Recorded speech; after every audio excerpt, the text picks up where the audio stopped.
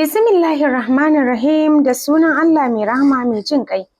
Mijin ƙawa kashi na 22. Bayan shekara 8 a Najeriya, misalin ƙarfe 6 na yamma jirgin sama na Emirates ya sauka a filin tashi da saukar jirgi na Aminu Kano Airport mai ɗauke da ɗaliban ƙasar wanda suka kammala karatunsu na scholarship da gwamnatin baya ta samar musu. Ɗalibai ne suka yi ta saukowa maza da mata kowanne fuskarsa ɗauke da wani irin farin ciki. Bayan shekaru 8 yau Allah ya sa sun dawo ga iyayensu. I cannot believe Aunty Jidda will come back from Egypt today. Cewar Aliya daga gefe aka ce me yasa ta kalle ta. Haka nan Aliya ta bawa Wida da amsa. Kowanne baza idanu yake ya ga ta ina malama Majida za ta fito. Jawad ɗan gidan Aunty da Uncle Ismail ya ce finally. Jin haka yasa gaba ɗaya suka kalli direction ɗin jirgin inda yake saukowa. A nan muka tsaya yanzu kuma za mu ɗora. A hankali Majida take saukowa kanta a ƙasa tana sanye da wata abaya ruwan sararin samaniya wacce aka yi wa feshin dutsuna na masu ruwan hoda. Ta yi rolin kanta da wani veil sai niqab ɗin da ta sanya a fuska da wani siririn farin photochromic ɗin glasses a idanunta. Hannunta ɗaya yana jan trolley ɗinta ɗaya kuma riƙe da handbag. A nutse take saukowa. Lokacin da ta sauko ta tsaya cak ta limshe idanu saboda wani daɗi da ya ratsa ta. Farin ciki yawan za a zuciyarta. Da ce tana da iko kuma za ta iya da buɗe fuskarta za ta yi ta shaƙi ƙamshin iskar ƙasarta wacce rabonta da ita shekara 8 kenan. Tun tana shekara 20 a duniya yanzu kuma tana dab da cika shekaru 30 domin kaɗan ne ya rage mata 28. 28 take yanzu going to 29 tun da end of the year suka kammala final exam. A nan muka tsaya yanzu kuma za mu ɗora. Masha Allah, mace da ta furta cikin lallausan murya. A hankali ta shiga rarraba idanu daga ko akwai wanda ya zo tafiya da ita. Damun kuma ya soya mata.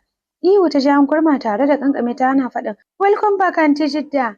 Majida ta ware idanunta akan Aliya cike da mamakin ganin yadda ta girma sosai ta murmushi tana hogin nata ba. Sannu da dawowa ƙasa Najeriya. Wuriya ta furta murmushi kawai Jidda take saboda tsantsar farin ciki. A hankali ta ɗaga kanta sai a lokacin ta ga taron jama'ar da suka zo tafiya da ita. Aunty, Ruma, Raihana, sai Jawad da Uncle Ismail da Innati. Ta dinga ware idanu ko za ta ga abu amma babu shi sai jikinta ya sanyi. Tana zuwa ta faɗa cikin Aunty ta ce na yi kewa Aunty. Mu mun yi rashin yarinyar arziki barka da dawowa. A hankali ta dinga bin kowa tana ba shi hug. Uncle Ismail ya shafa kan Majida ya ce kin zama abin alfahari. Ubangiji ya baki zuriya mai hali irin naki. Majida ta kalli Uncle Ismail a ranta tana maimaita kalmar zuriya. Garin motoci har guda 4 duk na familin su ya ba Majida mamaki musamman da ta ga Ruma ta shiga wata kuma matsayin direba. Motar Uncle Ismail ta shiga ita da Aunty a baya, sauran ma duk suka shiga. On their way back home, Majida kept looking at the road. Everything has changed for her since she went to Egypt until now, 8 years after returning. Ta ɗan ware idanu ta ce, yaushe aka yi wannan government house? Aunty ta ce, me fa? Ta nuna musu runabout. Uncle Ismail ya ce, bayan tafiyarki da shekaru 2 gwamnatin da ta sauka. Ta jinjina kai calmly ta ce, amma kamar ba hanyar gida ba ko ni ce na manta. Aunty ta yi murmushi ta ce daman kam za a sha tambaya. Nan ai hanyar Lodge Road ne. Bari mu ƙarasa za ki ga komai. Murmushi kawai Majida ta yi tana jin shauƙi a ranta ganin ta kusa da 'yan uwanta. Shi yasa bakin nata ya buɗe a tausashe ta ce uncle yanzu ya yanayin garin yake? Waye gwamnan da mataimaki? Uncle Ismail ya ce injiniya Dr. Muhsin Bagayya. Ta yi saurin a'a. Ai daman shi ne gwamnan har lokacin da na bar ƙasar. Uncle Ismail ya ce yes ai shekara 8 ne. Yanzu ake ƙoƙarin yin zaɓe duk sun tashi hankali. Kenan wane jam'iyyu ne? Uncle Ismail ya ce yaushe Hawwa'u ta zama talkative ne? Zamanta a Egypt? Murmushi kawai ta yi Aunty ta ce a'a ka bar ta ta tambaya ita. A'a ka bar ta ta tambaya. Ai ta zama baƙuwa kuma tana da ikon sani ai. Majida bata ƙara cewa komai ba dai har suka isa Lodge Road suka isa street inda zai kai su har gida. Majida ta waro idanu waje ganin sun nufi wani tamfatsetsen gida mai mugun kyau. Ta kasa ɗauke idonta daga gidan domin kaf unguwar babu na biyun gidan. Gida ne iya gida 200 by 200. Uncle Ismail ya danna hon. Gatekeeper ya miƙe da sauri yana buɗe musu. Shi kansa jikinsa rawa yake. Yau zai ga malama Majida Abdulaziz Khan. Mamaki bai gama sakin Majida ba idanunta ya sauka akan wasu lafiyayyun motoci na alfarma har guda 4 a rumfar ajiye motoci. Bakin Uncle Ismail yana fitowa Aunty ta buɗe ta fito. A hankali Majida ta fito tana limshe idanunta tare da bin cikin compound ɗin da kallo. A hankali kuma sauran motocin suka shigo. Aliya ta kalli yadda Majida ke kallon komai ta ce mamaki ko? Ta jinjina kai Aliya ta ce ai zaki sha labari. Gaba ɗaya suka shiga gidan a main falo suka zauna. Ita dai Majida kallon komai take cike da mamaki. Ya kamata a cire mana niqab ɗin nan, in ji Ruma. Murmushi ta cire niqab ɗin. Gaba ɗaya suka tsira mata idanu ta waro nata ta ce lafiya? wallahi baki da maraba da Balarabiya Anti Dida. Kin ga mahaukacin kyan da kika yi? Sa maza hatsari a titi. Majida ta ce kyau ya zama annoba idan har za a yi accident. Suka saki dariya. Mami ta ce a ku bar mini ‘yata ta huta tukunna haka nan ta ci abinci dai. Innati ta ce azaba jiminari na bi abinci da gudu ba wando. Aliya ta fasa ihu ta ce rufa mana asiri ki saka wandon. Innati ta kangance idanu ta ce da ubanki kiki mara zuciyar nan. Yar banza da idanu fiki-fiki kamar malafar kwado. Aliya ta murguɗa baki ta ce ba ni da lokacin. Allah ya sa ki ga fatalwa yau. Tsit Innati ta bata sake cewa komai ba an taɓo inda take tsoro. Anti ta sassauta murya ta ce Majida je ki wanka ki sallah ki ci abinci. Majida ta maraice fuska ta ce ban san ina zan shiga ba. Roma ta ce zaman house ya dawo kenan. Ba wanda ya kalle ta. Aliya ta yi wa Majida jagora zuwa wani fat mai kyau sosai da tsari with so much surprise. Ta dinga kallon komai kana ta cire kaya ta shiga bathroom a hankali ta sauke wa kanta shawa tana sauke numfashi. Ta ɗaura alwala wata doguwar riga mai sauƙin nauyi ta saka. Ta saka hijabi bayan ta yi sallah ta ɗauki bel tare da rolling kanta kana ta nufi main falo. Duk suna zaune saman dining area. Ta ƙarasa tare da jan kujera ta zauna. Spoon ɗin kawai take juya ta kasa cin abincin can dai ta runtse idanu ta ɗan ci kaɗan. Innati ta ce shi yasa kike kamar kazar matsiya ta furta a fige ba tsiya ba arziki tir. Hira aka dinga yi har sa'anti suka sallama tare da koma gida. Misalin 12:30 na dare Majida da Aliya na zaune saman gado. Aliya ta ce bayan tafiyar ki babu jimawa Abu ya ce za a rushe wancan gidan namu a yi sabo. Ya ce kuɗi ya samu sama da miliyan 5. Ni dai ban ce komai ba ban kuma nemi sani ba saboda I don't have any business with that. Kuma uban wa ya bani ikon tambayar inda ya samu kuɗin ma. Muka tattara gaba ɗaya muka koma gidan Uncle Ismail. Mami kuma da Ruma suka tafi can dangin Mami. Ba a ɗauki lokaci ba aka gina haɗaɗɗen gida aka dinga surutu a unguwa. Ina Abu ya samu kuɗi shi ba sana'a ba. Buris dai a lokacin aka yi bikin Ruma da Imran sai Raihana. Amma na gan su a gida. Majida ta katse Aliya da faɗin hakan ta ce I have no idea amma idan suka zo gida sai su yi wata guda wai mazajen nasu ba sa gari. Majida bata ce komai ba. Aliya ta ɗora da cewa daga nan kuma Abu ya buɗe shago a kantin kwari ya zuba kaya da yara masu kula da komai. Ya ɗinka suturu kamar yaƙi. Lokacin da kika samu nasara a Misira da bayan wata 4 ya ce gaba ɗaya tashi zami daga gidan nan zamu koma Lodge Road. Haka muka koma ba mu da wani options. Shekarunki 3 da tafiya aka yi bikin Aunty Latifa. Majida ta waro idanu waje cike da mamaki sosai kafin ta yi magana. Aliya ta ɗora wallahi Aunty an yi bikin bayan jinyar da ya Aliyu ya yi a ƙasar waje tsayin shekaru 2. To bayan ya dawo aka yi bikin. Majida ta sauke numfashi ta ce ikon Allah ina aka kai ta. Ga ta nan kusa da mu ita ce Nebo namu fa. Majida kamar ƙaramar yarinya ta yi zuru ta ce how. Aliya ta ce good. Ba mu san mene ya faru ba dama akwai gida kusa da mu da ke duk kusan gidan haya ne na masu kuɗi. Kawai sai muka ga ana fara gyara. Daga nan ne Latifa take cewa Aliyu ne ya ce nan zai zauna ya fi kusa da wajen aikinsa. Ana yin bikin ya tare amma a ranar auren ana ɗaura auren Aliyu ya tafi Cairo ƙaro karatu. Maganar da nake jiya ya dawo cikin dare. A gajarce Majida ta ce Allah ya sa albarka kefa. Aliya ta zaro idanu ta ce tab ai nayi alƙawari sai kin aure zan yi. Majida bata ce komai ba ta shiru da sauri ta ce Abu bai dawo ba. Ta ce kai ai tun sabon ya shigo gida ba ku gaisa ba. Majida ta yi shiru kawai. Na manta ban faɗa miki ba. Aliya ta gyara zama ta ce Bros Alfa an ƙara masa matsayi daga captain zuwa general. Majida ta ce masha Allah Allah ya riƙa. Daga nan Aliya ta nufi ɗakin ta ba don taso ba. A hankali Majida ta miƙe tsaye tare da ɗaukar niƙab. Hankalinta yana kan Abu shi kawai take son gani. Ta gaya mahaifin nata yake. Kai tsaye fat ɗin da aka nuna mata aka ce shine nashi ta nufa. Sosai fat ɗin ya haɗuwa. Gashi falon farko ta ga shi buɗe dai ta dinga kallon komai cike da sha'awa da mamaki. Ganin bayan falon ta shiga wata ƙofa da zai kai ta ɗaya falon wanda daga shi sai bedroom. Ta tsaya cak tare da yin knocking. Ta ɗauki good 10 minutes tana knocking kafin cikin faɗa aka ce who is there? Majida ce Abu. Abu ya maimaita Majida ta ce muryarta duk rawa take. Gefe guda kuma farin ciki take za ta saka mahaifinta a idanunta can ta ji ya ce to ya akai? Sosai tambayar ta bata mamaki da tsoro ta ce a'a dama tun da na dawo ban ganka ba ina ta duba ko ina na so nake mu gaisa. Daga cikin falon Abu yana zaune saman lallasan kujera wacce TV yake hannunsa riƙe da cup yana shan black tea ya ce okay bani da lokaci zuwa safiya ma gaisa. Majida kamar za ta zunduma ihu saboda abin da ya tsaya mata cikin rauni ta ce please na ga kowa ban da kai shekaru 8 ban ganka ba. A dan hasala ya ce okay na bar abin da nake na fito ki gani kenan ko hawau ba ni na ce ki bari sai safiya ba ni ma ina da buƙatar ganin naki ai.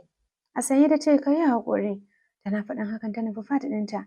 Waje ta nema ta zauna a saman bed tana cusa hannunta a tsakankanin cinyoyinta tare da yin shiru tana girgiza kafa. Ita kanta ba za ta iya cewa ga abin da take tunani ba. Washe gari misalin 7 na safiya, Majida ta fito tana mutsutsuka idanu saboda baccin da ya ɗauke ta bayan sallar asuba. Ta ci karo da Mami ta ce ina kwana? Mami ta kalle ta sosai ta ce lafiya, me ya samu idanun naki? Majida ta ɗan yatsa na fuska ta ce sometimes yakan mini zafi wani lokaci kuma ban fiye gani ba musamman duhu. Mami ta ce kuma kin ga dokta? Eh, ta ba Mami amsa a gajarce. Mami ta ce result. Majida ta kalli Mami da idanunta ya fara yin ja ta ce wai yawan karatun da nake hasken littafi da na kwamfuta wajen research amma an bani medical glasses bayan an yanka ɗaya da idanuna sai drugs. Cikin damuwa da alheri Mami ta ce subhanallah Allah ya sauke. Yanzu dai sai ki haƙura da wasu abubuwan. Ki huta sosai ki rage duba wayar ko? Ta jinjina kai a sanye kamar jin tsoro ta ce abu fa. Mami ta ce ai tun 6 ya fita. Wai yana da appointment da wani. Sai duk jikinta ya yi sanyi ta juya zuwa bedroom. Wajen 12 tana zaune wayarta da ta saka line ɗin Najeriya ya fara ƙara. Ganin sunan Latifa Umar ya sa ta ɗan yi quiet smiling tana ansar amarya. Latifa Umar ta ce ke dalla wace amarya? Ai mun zama tsoffin hannu. Majida bata ce komai ba ya hanya da Misra da kuma bakunta. A tausashe ta ce alhamdulillah. Latifa Umar ta ce please ki zo mana. Ni ban tambayi sweetheart ba balle in shigo. Kuma he already left. Majida kamar bata gane ba ta ce na zo ina. Wallahi kin gane. Ta yi shiru. Aliyu da ke zaune a kujerar da ke Faisal Latifa ya mata nuni da hannu da cewar ta ce Majida ba ta jin daɗi ne da tun ta shigo don Allah ita ta zo. Latifa ta kanne masa idanu ta ce an gama sweetheart. Majida ta ce me? Latifa ta yi saurin rufe baki ta ce wallahi ba ni da lafiya ne da tun na shigo ke ma aikin san ba zan iya jira har hakan ba.